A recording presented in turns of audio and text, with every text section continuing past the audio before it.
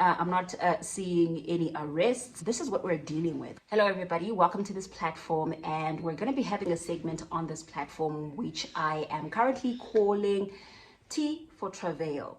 And essentially, this platform is really for us, this segment of the platform is really for us to connect with what's happening in society and really figure out how we can strategically pray around some of these societal issues that are really becoming prevalent and that are harming our societies and our communities.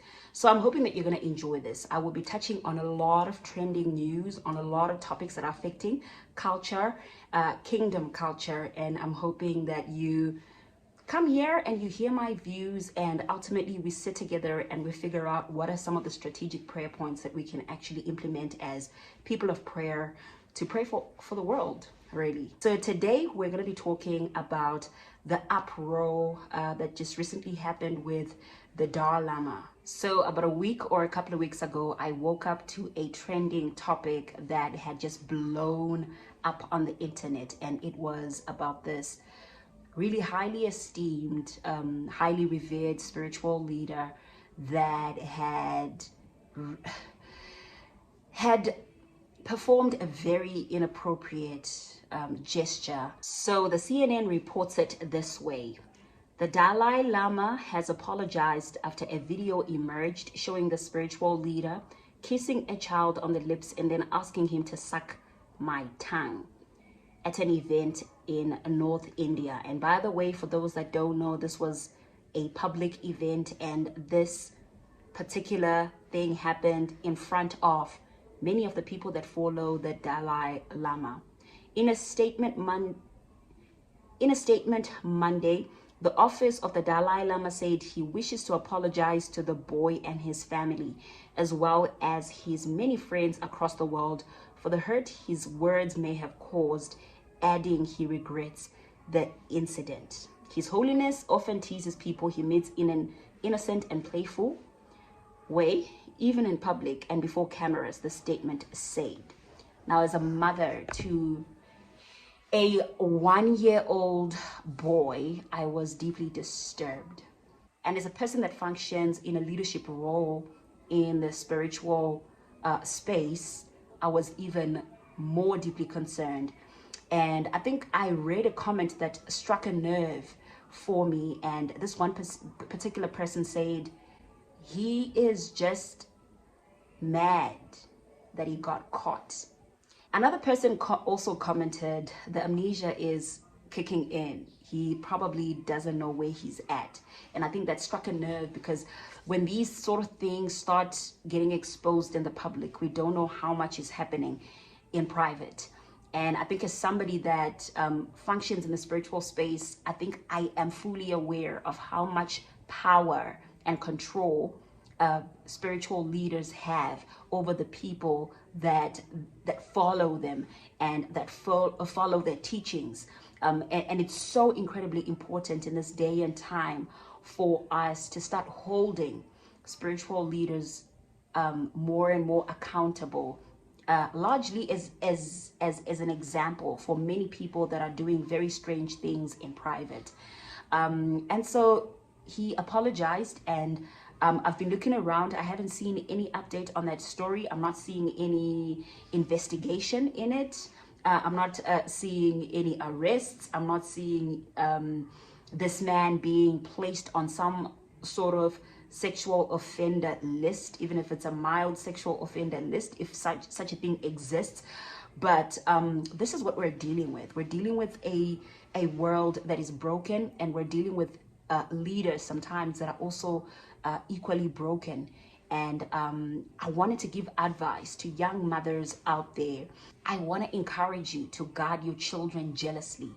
When you look at this video, and unfortunately I'm unable to broadcast it here because we might get a strike, but when you look at this video, you notice the body language of this young boy, and you notice that he did not show consent.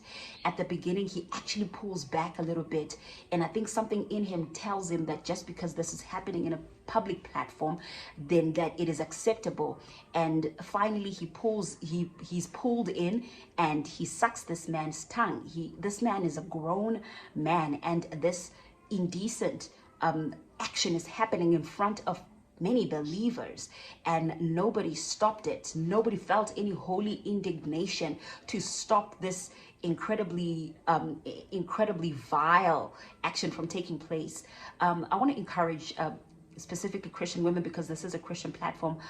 Number one, pray for your children. That's why this is called T for Travail, because ultimately at the end of any news that I share here, I want to give you strategic prayer points that you can pray to protect your children spiritually. I want you to pray for your children. Not only am I asking you to pray for your children for protection and for covering, because you don't know what happens in the spaces where you're not present, and you don't know how they're being conditioned sometimes to keep quiet and never share these things, these vile things that are happening outside of your presence. Pray for your sons. Pray for your daughters. Number two, educate your sons and educate your daughters. Create an environment where you are able to openly speak with your children. And I know it's difficult, and I know most of us are not really graced in this area of maybe architecting conversations with the people that we love. But when you have children, let me tell you something, even if it means that you have to go for classes on how to get your child to open up or how to build a relationship with your child, take those classes. Go on YouTube, look at other parents, how other parents are doing it. Ask older women in your lineage how they've done it. But create an open discourse with your children so that when stuff like this happens and you're not present, you get to know about it. But thirdly, when stuff like this happens in public, you must stand for the truth. You must stand for what is right.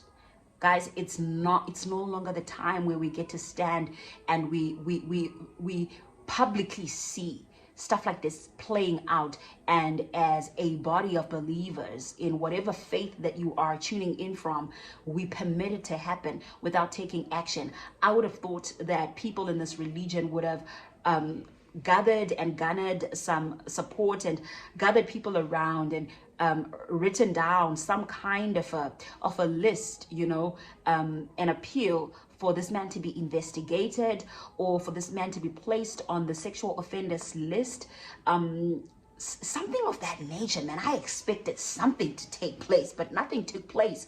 Why? Because spiritual leaders are incredibly powerful, incredibly connected, and as followers, sometimes we're incredibly docile. We do nothing until it's your child. Prayer governors, I pray that this news and these prayer points are something that you begin to contend within your own homes. Pray for your children, talk to your children, and when something like this happens publicly, make sure that you exhibit some form of protest so that we make an example of some of these leaders, and we remind the devil that we're on the watch, and we're not sleeping, neither are we slumbering over protecting the family structure. God bless you so much. This has been the first episode of T for Travail.